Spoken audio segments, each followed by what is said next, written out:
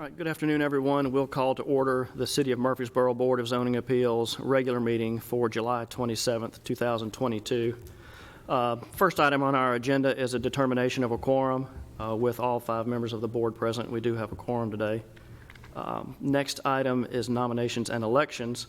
The term of the vice chair has recently been extended, so there will open the floor for motions and nomination of vice chair to serve.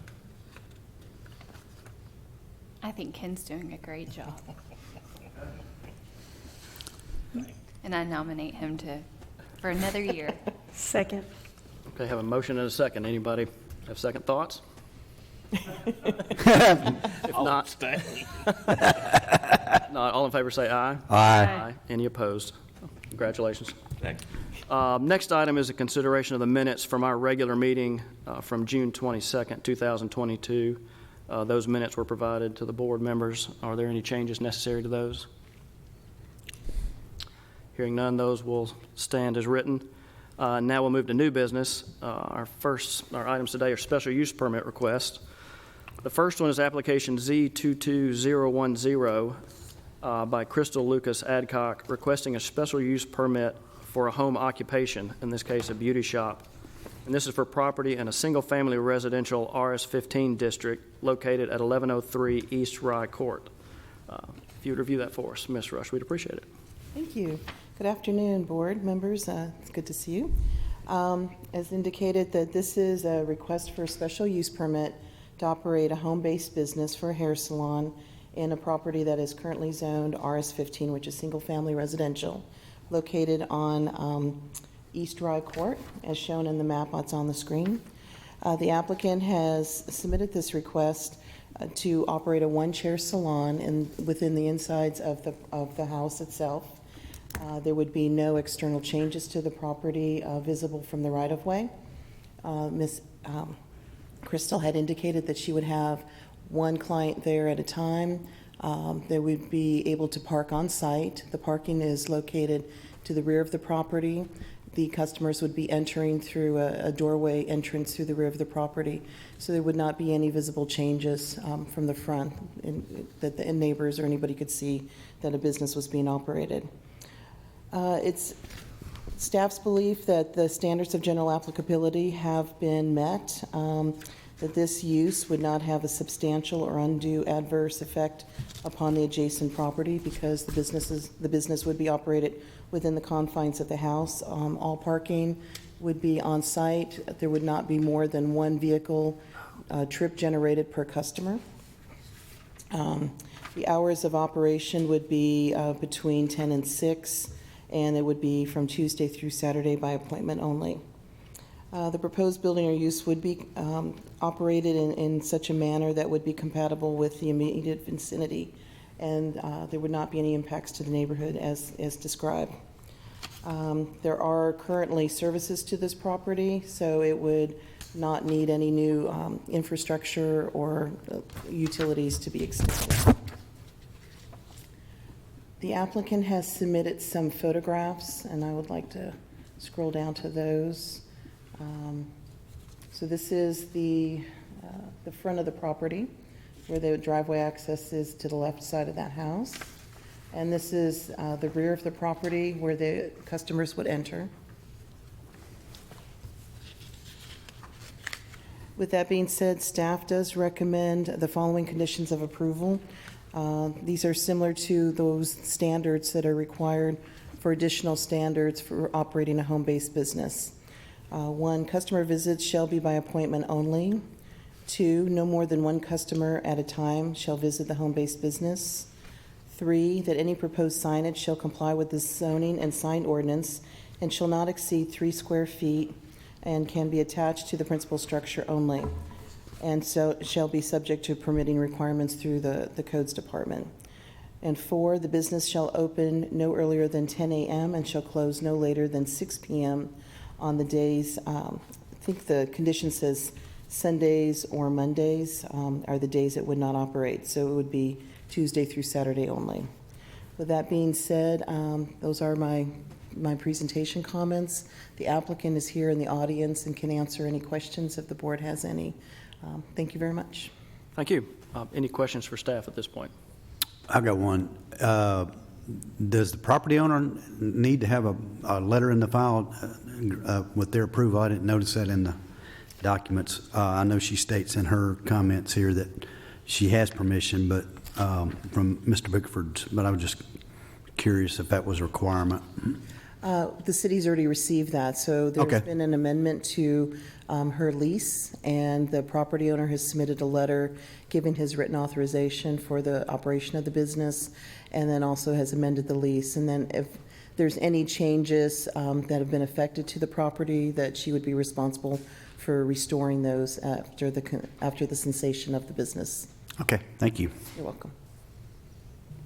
Any further questions? Ms. Hadcock, anything you'd like to add to the application? All right, thanks. At this time, we'll conduct a public hearing. If there's anyone present wishing to speak for or against this application, if you'd come forward, give us your name and address and any comments you may have. Seeing none, we'll close the public hearing and open the floor for any further discussion or motion. I'll move to approve, subject to the staff comments. Second. Have a motion and a second. Any further discussion? If not, all in favor say aye. Aye. Aye. Any opposed? There are none, so that application's been approved. Next, we'll move to application Z22021 by Matt Taylor of SEC for Middle Tennessee Christian School. They're requesting a special use permit for the expansion of an existing institutional group assembly use, in this case a private school, and this is for property located in an RS-15 zone located at 100 East MTCS Road. The special use permit consists of the placement of 2 portable classroom buildings to be removed from the property no later than July 31st, 2024. I will mention I will abstain from voting on this application as my son's attended MTCS for a number of years, but I will help the application move along. So, All right. Thank you again. As stated, this is a request for a special use permit to install 2 portable temporary trailers to be used as classrooms. If you recall, not too long ago, MTCS had come through for an expansion to their campus. So there was an annex that was approved. So this would accommodate students for grades, I think it was 6 through 12, for approximately 8 classrooms on site while they're going through this construction process. They anticipate the construction to conclude within about 18 months. So this would accommodate the students through this academic year, as well as a portion of the next academic year. The applicant is Middle Tennessee Christian School, and they have adequate parking on site. This addition of the 2 portable classrooms would not impact any parking demand for the school, as it's already accommodated. Staff is recommending a condition of approval that these units be removed within 24 months, consistent with what their request is, or within a period of time upon cessation of the completion of construction. So prior to certificate of occupancy, staff is asking that these units would be removed. So if they finish construction sooner, they would not remain for the full 24-month. There are sections within the zoning ordinance that apply in terms of standards of general applicability. And staff believes that the proposed use where it's located and the time period, it is consistent with those standards. It would not impact the surrounding neighborhood. There's plenty of vegetative screening to the south and in the vicinity of these units, so it would not be visible from the adjoining neighbors. The units would be removed within 24 months or sooner. They would have access to restrooms and restroom facilities on site, so the students would be able to be accommodated in these buildings. The additional standards for institutional group assembly use, staff believes that these standards have also been met as presented. As indicated, on-site parking will comply with the parking requirements. The second one is that in residential districts, institutional group assembly uses shall have a lot size not less than 3 times the minimum lot size permitted in that district. This property significantly exceeds that minimum standard. Minimum lot size is 45,000 square feet or 1+ acres, and this site is approximately 25 acres in size. All on-site lighting, parking areas, fields would be arranged in a manner to minimize intrusion of lighting. There's no new lighting proposed associated with this use. Trash dumpsters, receptacles would need to be provided and in a manner that would not impact any surrounding neighborhood. They would be using the solid waste disposal system that's existing on the property, so there would not be anything additional required. Areas for outdoor recreational use or outdoor group activities shall be screened. This is not affecting that whatsoever. There's no outdoor use. These are all classrooms within the buildings. Number of required parking spaces provided on site shall be in accordance with Chart 4 of the zoning ordinance. They do meet the parking on site requirements. And that the application for a special use permit shall be accompanied by a description of the uses which it has. So staff has gone through and looked at it, feels that it does meet the standards of general applicability as well as that of an institutional use on this property. There are staff recommended conditions of approval, and I'll go ahead and read through those. The first one is that a special use permit shall be for the placement of the two 1,904 square foot temporary modulars to be used by MTCS for the upcoming 2022 school year. And it will allow for 8 additional classrooms and 8 teachers and approximately 66 sixth graders and 74 12th graders within those structures. Each modular shall be limited to the 1,904 square feet in size. The temporary portables shall be removed in 24 months or prior to the issuance of the certificate of occupancy for the building addition, whichever occurs first. That these temporary portables will include skirting around the bottom, and that's to help screen the undersides of the portable buildings. Parking shall be managed on site, and the site plan application shall be submitted for review and approval of these 2 portables before they are placed onto the property.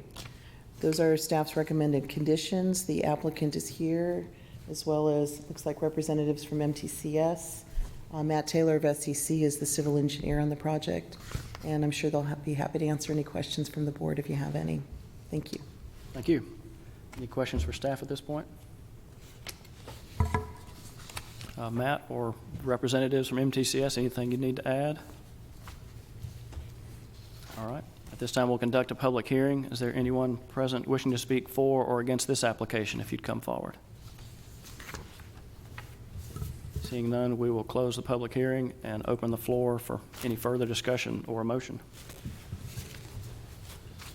Matt, you feel comfortable you can build it in 2 years?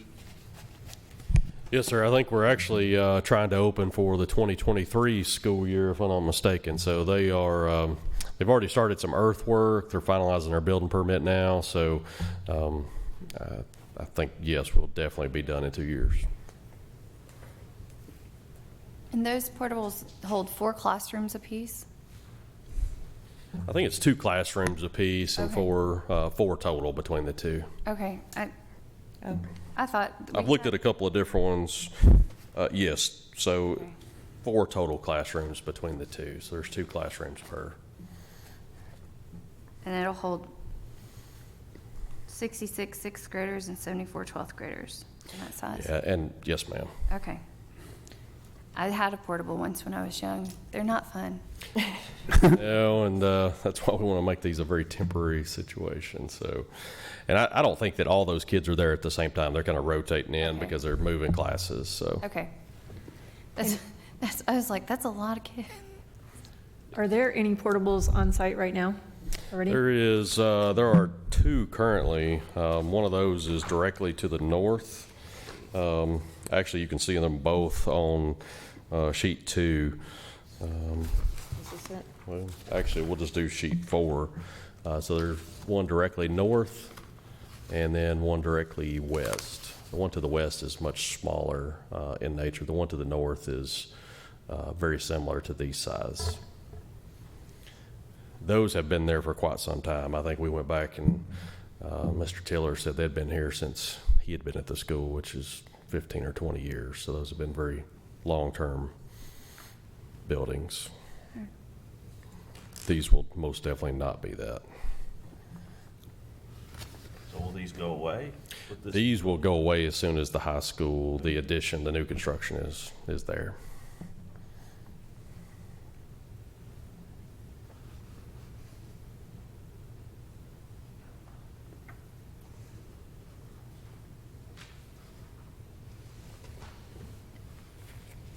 Any further questions, or someone like to make a motion? I'll make a motion that we approve, subject to all staff comments. Second. Have a motion and a second. Any further discussion? If not, all in favor say aye. Aye. Are there any opposed? No, there are none, so that application's been approved as well. Next item, staff reports and other business. I do have something with great joy and sadness at the same time. Serena will be moving on to some greener pastures, and this is her last week, so she will not be attending any more Board of Zoning Appeal meetings unless she really, really wants to. And we all wish her well, and she will be sorely missed, definitely. Thank you for your help. Yeah. Good luck to you. That's all I have. All right. Appreciate everyone's help. We'll adjourn. Thank you.